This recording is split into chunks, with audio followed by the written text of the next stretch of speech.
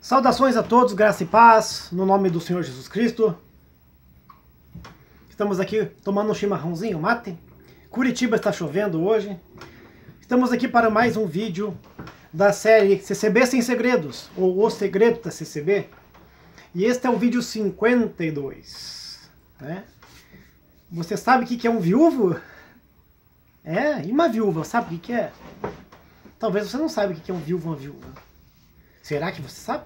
Vamos lá então. O ministério perpétuo de um cooperador e do ancião, se ele não entregar, é um ministério perpétuo. É um cargo vitalício, se ele não entregar. Mas é só isso? Ah, não, tem coisas aí. Tem coisa aí. Então vamos lá para o número 52 da série apologética, Os Segredos da CCB. É do ministério? Tem que casar de novo. Vocês já ouviram falar isso já? Eu já ouvi falar. E muitas pessoas ouviram falar. O que acontece? Acontece que existe uma concepção na congregação cristã no Brasil que se a pessoa é o ministro do evangelho, cooperador, ancião, diácono, e ele, principalmente os de palavra, né? Cooperador e ancião, se ele enviuvar, né? Que é um termo errado, né? Mas tudo bem, enviuvar, falecendo a esposa dele, ou ele tem que entregar o cargo ou casar de novo. Você sabia disso? Mas é verdade. É verdade, sim. A congregação cristã no Brasil, ela utiliza-se de textos de Pedro que diz assim, que se alguém almeja o presbitério, né, almeja coisa interessante, inteligente, boa, justa, honesta, agradável, blá, blá, blá, blá, blá, convém de que excelente coisa almeja. Convém que seja casado, de bons filhos, bom testemunho, não beberrão, não espancador, marido de uma só mulher. Opa! Marido de uma só mulher. Eles pulam a parte do marido de uma só mulher. Eles pulam a parte de marido de uma só mulher. Mas eles ficam casados. Então eles pulam esse versículo, marido de uma só mulher. Esse texto diz que se uma pessoa foi casado e foi marido de uma só mulher, ele pode continuar como o presbítero da igreja, o bispo em português. Em português é bispo, não é nem ancião. Em português, o presbítero, do grego para o português, é bispo. Tá? É bispo. Então ele pode ser o líder da igreja, na figura do seu pastor, do seu administrador, do seu líder. Mas desde que seja casado com uma mulher só. Essa é a doutrina fiel apostólica. Mas claro que nós temos aí modificações, tivemos muitas modificações na doutrina, no comportamento cultural da sociedade. Na congregação cristã, se uma pessoa é cooperador ou ancião e venha a falecer a esposa, ele automaticamente, naquele luto dele, ou ele vai ter que entregar o cargo, ou ele vai ter que casar de volta. Eles não aceitam cooperadores e anciães, em sua 99,9999% dos casos, solteiro ou viúvo. 99,99999% é casado. Ele tem que casar de volta. Por quê? Eles dizem que a pessoa tem que estar junto com a mulher para que ele não cometa fornicação. Porque seria estranho uma pessoa ministrar a palavra, um homem, e entrar em desejos sexuais. Ele poderia cair da fé. Ele poderia se render a desejos sexuais, a prazeres sexuais. Talvez a masturbação, como também a procura de coisas eróticas. E poderia também dar lado ao homem que está atendendo o culto, ancião ou cooperador, para que ele, na sua carnalidade, não vencesse a carne na longevidade da sua idade, e viesse a cometer promiscuidade com mulheres da vida, com outras moças, e assim por diante. Bem, experiência nas outras igrejas evangélicas e experiência na CCB. Primeiro, na CCB, conheci um cooperador que ficou casado 47 anos. 37 anos. 37 anos. A esposa faleceu, ele ficou um ano viúvo e casou com uma outra irmã que tinha uma idade parecida com ele, lá uns 10 anos, no máximo diferença. No máximo, 9, 10 anos. Ele ficou 37 com a primeira esposa, casou de volta e depois, logo, alguns anos depois, 3 ou 4, ele faleceu de câncer na próstata. Conheci outro cooperador aqui na região também, Curitiba, ficou casado 40 e poucos anos, 41, 42 anos, não recordo certinho agora se era 41 ou 42. O outro eu sei que era 37. A esposa faleceu. O que foi que aconteceu? Casou com uma outra irmã, bem, situação também viúva, casou com ela, e estão vivos até hoje. E conheço um cooperador aqui em Curitiba, eu não sei se ele está vivo, se ele já morreu, e ele, o safadinho, né, faleceu a esposa dele, ele casou com uma mocinha bem novinha. Mas sabe o que é novinha? Ele tinha 60 e lá vai cacetada. E ela parece-me que tinha 18 para 19 anos. Quando ela completou 19 anos, casaram. E ele tinha 60 e tanto. E se ele for vivo, eu acredito que ele já tem quase 80. E ela deve ter, no máximo, 29, 30 anos. Safadinho, né? Foi achar uma menina lá que tinha a idade da ser bisneta dele. Neta ou bisneta. Essa cultura é maligna. É claro que o homem, falando sério, o homem necessita de uma esposa necessita de um homem, mas nós não somos feitos para fazer prazeres da carne, fomos feitos para a imagem e semelhança de Deus, para adorar a Deus, viver, nos amar. Eu conheço muitos cooperadores que enviuvaram, a esposa faleceu, e eles fizeram o quê?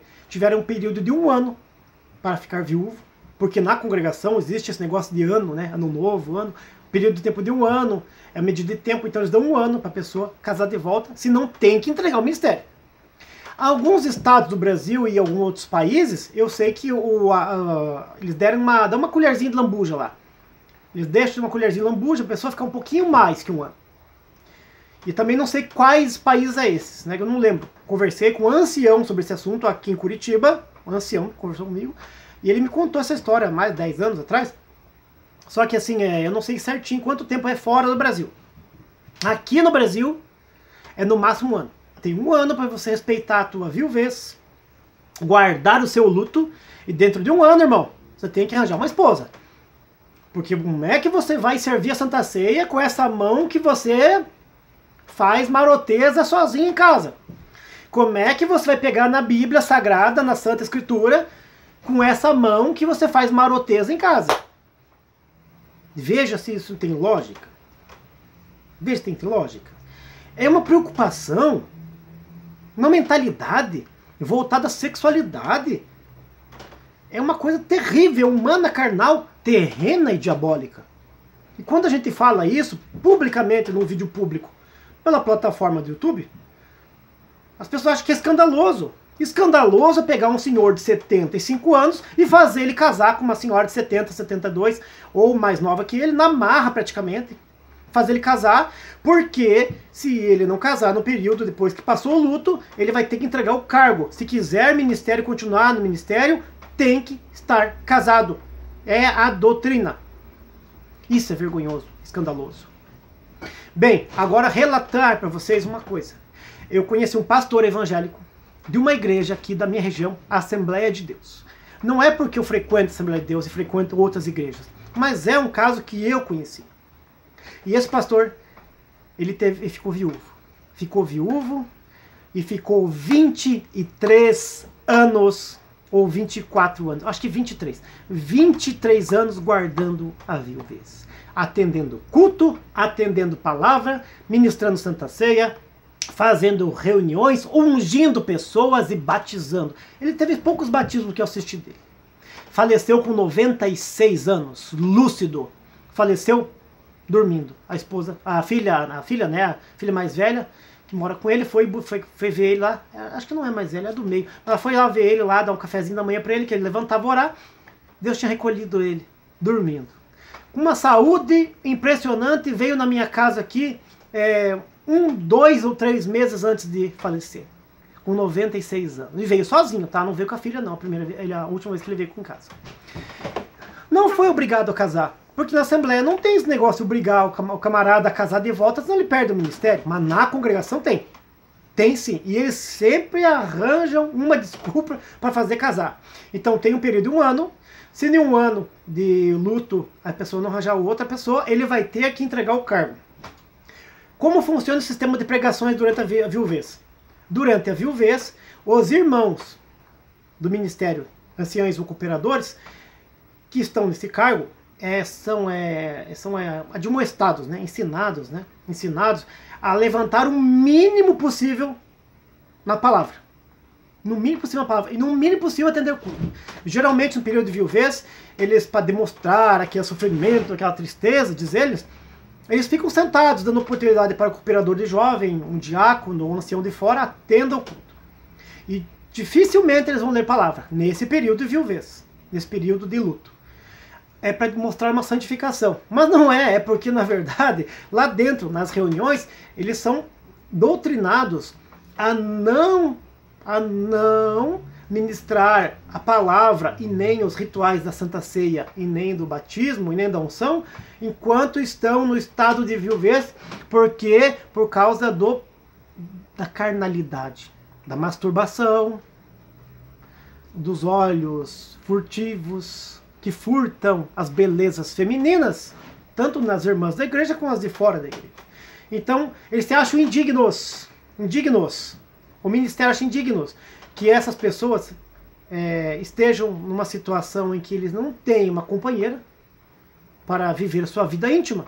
Então, acho que nesse momento ele está adulterando com os olhos, ele pode causar escândalo. Uma pessoa estranha vem à igreja e fala assim, nossa, mas esse homem é solteiro, como é que ele está anunciando o evangelho, como é que ele está pregando? A Bíblia não diz que tem que ser casado? Então esse é um segredo de CCB. O ministério, cargo de cooperador e ancião, se a pessoa enviuvar, tem que casar o quanto antes para não perder o cargo, não ser destituído, tá bom? Esse é mais um segredo da série apologética, Os Segredos da CCB.